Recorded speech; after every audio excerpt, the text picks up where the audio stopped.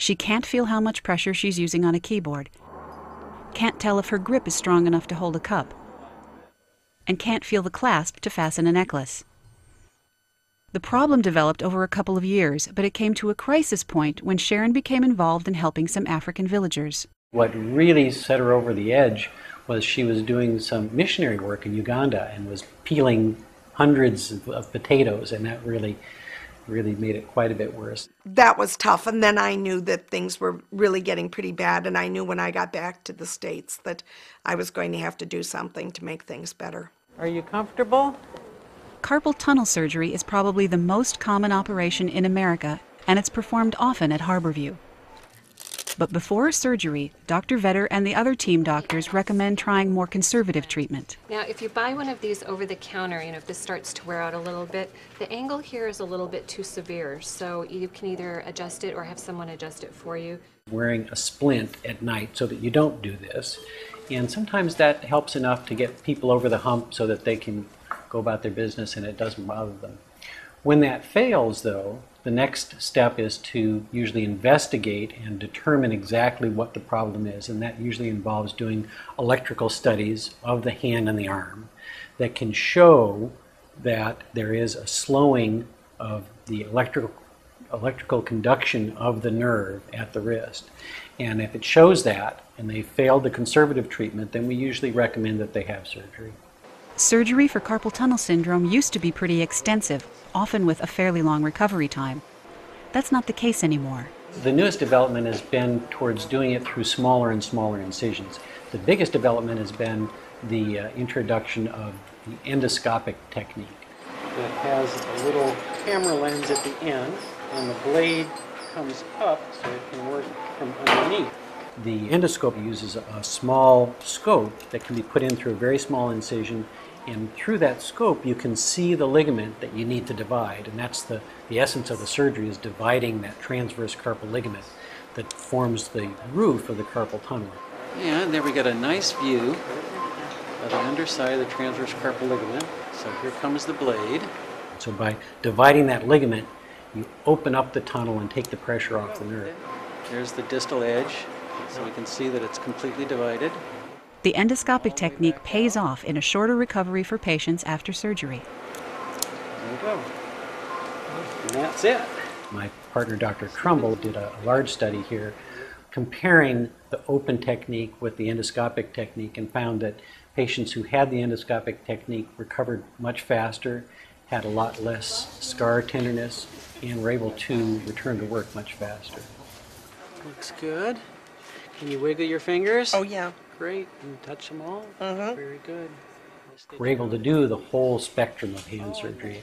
And because we have different people from different specialties, different backgrounds, who all work together very well, it's a unique opportunity for patients. It's a unique opportunity for training the next generation of physicians for the Northwest. It really works out well.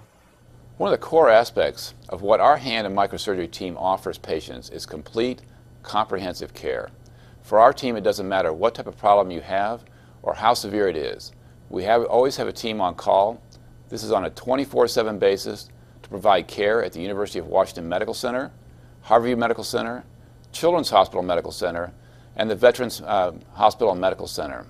Our surgeons can mobilize to quickly reattach a severed hand or repair a fracture from a child who fell on a playground. So tell me what you know about arthritis. Not much. One of the most common problems that the UW Medicine doctors see is arthritis, especially thumb arthritis. Thumb arthritis is a combination of hereditary factors and gender. You may have inherited your arthritis from mom or dad. Women suffer from thumb arthritis up to 8 times more often than men. The arthritis can affect both the dominant hand as well as the non-dominant hand. This means that people often present with both thumbs in pain, making it impossible to do even simple chores. So this is going to be warm. As with carpal tunnel syndrome, the team considers more than one type of treatment rather than trying surgery immediately. Often the patient's own family physician can provide the initial treatment, either through therapy, braces, or medication.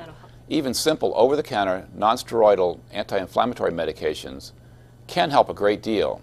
In the more advanced stages, we'll offer steroid injections. When conservative treatment doesn't relieve the pain, there's still the option for joint replacement surgery. Let's go this way. 4. Linda Holland was ready for surgery. Her left thumb was useless because of the pain. You can't imagine the things you can't do without a thumb. And, I mean, you can't do this. You can't hold on to things. You can't pick things up with your left hand if you don't have a thumb. When you're cooking, and I do a lot of cooking, I couldn't actually get a grip on the bowl to do the beating and the whipping and things like that. As in Lindsay's case, Linda's doctor referred her to Dr. Thomas Trumbull. And Dr. Trumbull, the miracle worker that he is, he looked at that, he looked at the x-rays, and he looked at my thumb, and he said, we can fix that. This is the joint that has the most severe arthritis. Now we need to clean the tissues around this, and then we'll start to trim the capsule from around this joint. Surgical treatment for arthritis involves removing the painful contact where cartilage has worn away and bone surfaces rub against each other. In order to accomplish the surgery and to relieve the pain, portions of the arthritic bone are removed. So now we've removed the arthritic bone there. And one of the key aspects of the surgery is to use a biological spacer, such as a cartilage graft. This is what the cartilage block looks like. It was actually from a rib. This is a donor graft that's been completely screened to be free of any diseases. The graft provides a cushioning surface between the two painful bone ends. Graft sinks nicely. However, sometimes artificial materials are better suited to a particular patient. Our research programs for the hand and microsurgery team are constantly looking at new techniques to improve the care for our patients. There are new devices that we've worked on to develop for arthritis that have smoother surfaces with lower coefficients of friction. That means that they cause less wear and tear over the person's lifespan. Our research has also improved the treatment of fractures, tendon injuries, and nerve paralysis. You can see this little scar right here. He opened it up there and he opened it up there. He replaced this joint, and I think it's a titanium maybe, and then it has Teflon in between the joints here to stop the bone from rubbing together. Then he took a piece of tendon from back here where you have a ton of it and you don't need it all. He took a piece of that and he pulled it loose and thread it back through the carpals and got this joint, and then he went on up into this one and he used 2 little, they look like little stars in the x-rays. There's actually 3 of them that hold the tendon and the joints in place. And now I have a thumb. See, I can use both hands. Isn't that fantastic? Linda won't have to have her implants removed. The materials that were used will become a permanent part of her hand. It speeds recovery and makes her life a little easier. There's no need to provide a secondary surgery to remove implants, such as done in many other types of surgery. This helps to prevent problems with infection, it relieves pain, and it makes their treatment overall much simpler. Buzzy, come here. Linda and her husband Joe live far across the state from Seattle and the University of Washington Medical Center. It's a long trip when she needs to see her doctor. It takes me between 9 and 10 hours, depending on if we stop and go in and eat somewhere, and how many times we have to walk the dogs. But I can't imagine going anywhere else. All of the people that are involved with the operation, the technicians, the nurses, the other doctors, everyone was so conscious of my needs and how I was feeling. The key is to not just treat each person with the same cookie-cutter procedure, but to really match up the procedure that truly meets their needs and their demands and their anatomy, so that we get the best long-term lifespan for their treatment.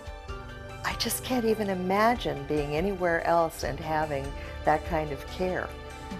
Never received it before, ever.